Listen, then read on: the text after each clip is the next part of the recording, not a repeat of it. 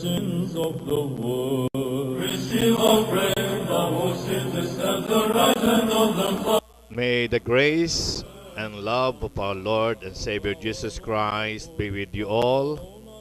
Ito po si Father Filimon muli po na magpapahayag sa inyo ng Light of Orthodoxy, liwanag ng katotohanan, dito po sa Kakampi Online, www.justin.tv/kakampi2014, www.ustream.tv/channel/kakampi-online.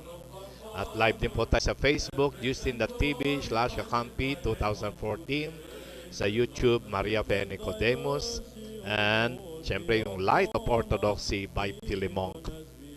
Light of Orthodoxy, Philemon. Ating pong telephone numbers 553-8656-788-3607. So ating pong tema ngayon ay patungkol po sa kahulugan ng krus. At mapapansin po nyo sa ating screen ang kahulugan ng icon na ito ay dedicated po sa Holy Cross Orthodox Church sa Siniloan, Laguna.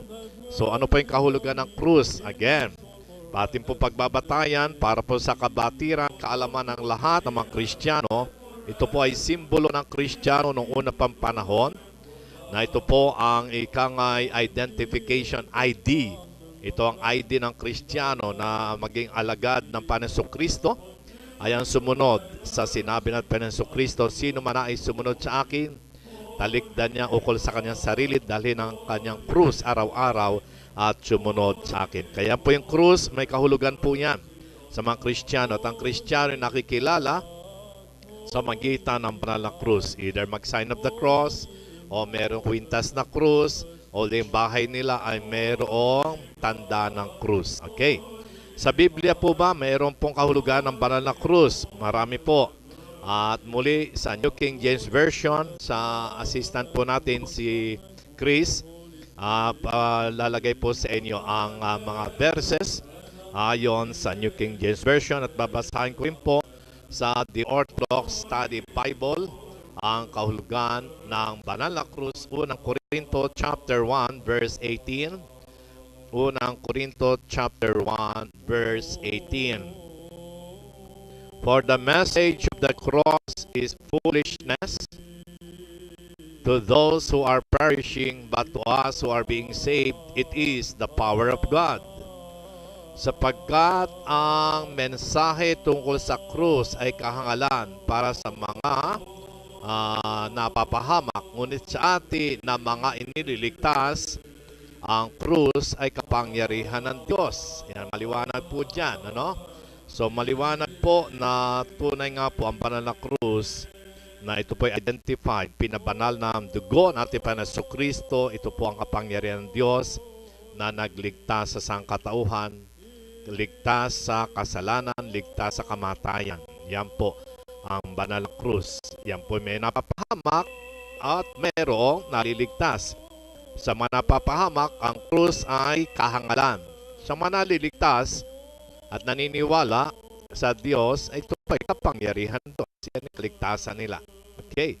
Sa sulat din po ni San Pablo sa Galatia chapter 6 verse 14, maliwanag po na yun din po sa New King James Version. At ito rin babasahin ko rin po sa Orthodox Study Bible ang kahulugan ng Galatia chapter 6 verse 14. Na ayon po sa Orthodox Study Bible. Okay?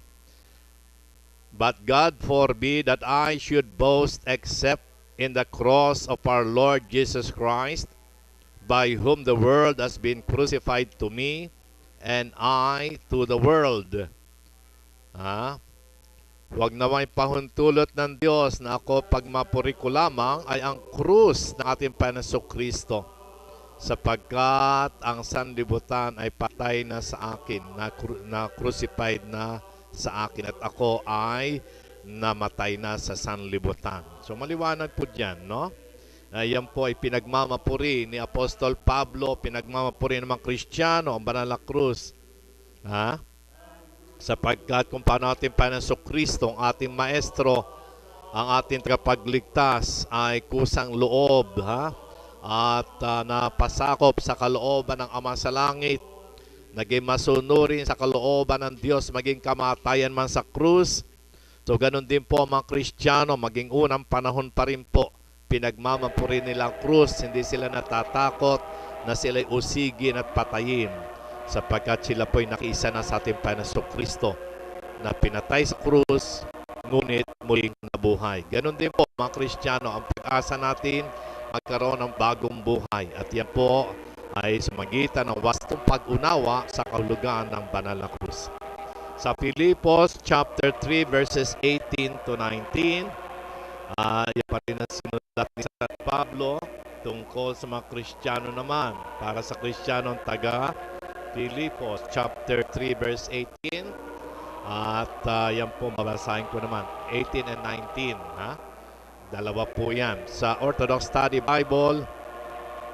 For many walk, of whom I have told you often, and now tell you even weeping, that they are the enemies of the cross of Christ, whose end is destruction, whose God is their belly, and whose glory is in their shame, who set their mind on earthly things. Sa Tagalog, more or less ganito pong kahulugan.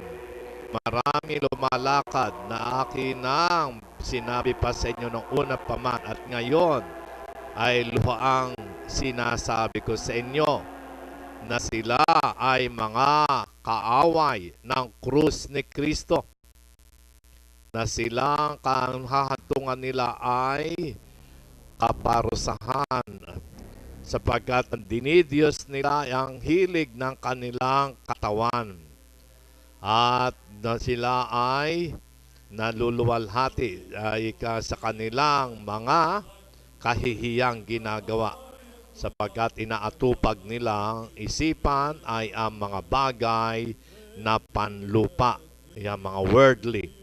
So maliwanag po, may mga kaaway din ang krus ni Kristo. Yan po yung manamumuhay na makasanlibutan, maayon sa pita ng laman, ayon sa kapangyarihan ng lipunan. Ayan, yung kasakiman, yung mga greed, yan po yung mga kaaway ng krus ni Kristo. So that maliwanag po sa kahulugan ng Holy Cross ay tatlo po ang pangunahin nating ibinahagi sa inyo na batayan ng Biblia. Unang Korinto chapter 1 verse 18, may mga napapahamak at may naliligtas. Galatia 6:14, ipinagmamapuri ni San Pablo Apostol ang banal na krus, kung paano na pinuri ang ating Panginoong Kristo na sumunod sa kalooban ng Ama, maging kamatay mas krus. Ganyan din po ang mga Kristiyano, mga naging martir, pinagmamapuri pa nila ang banal na krus. At sinulat din po ni San Pablo Filipos chapter 3 verses 18 to 19 na kung paano naman namumuhay ang mga kaaway ng krus ni Kristo. Yan po ang buhay nila ay makasanlibutan. Yan yung mga nag-aagawan sa kapangyarihan, nag-aagawan sa kayamanan, at nagpapasasa sa pita ng laman. Makasanlibutan po yan. Yan yung mga nag-iimbot, yung mga nagnanakaw, mga nagsisinungaling. Yan po yung mga kaaway ng krus ni Kristo. So that maliwanag po sa atin po na bahagi ng Light of Orthodoxy sa tema ng doxology. Mapagpupuri tayo. Glory unto God who gives us light. Yan po yung nasa unang nating introduction. At sa ending po naman ay ang communion hymn. We have seen the light, the true light, and have received the heavenly Spirit. We now have found the true faith by worshiping the undivided Trinity who has saved us. Save us.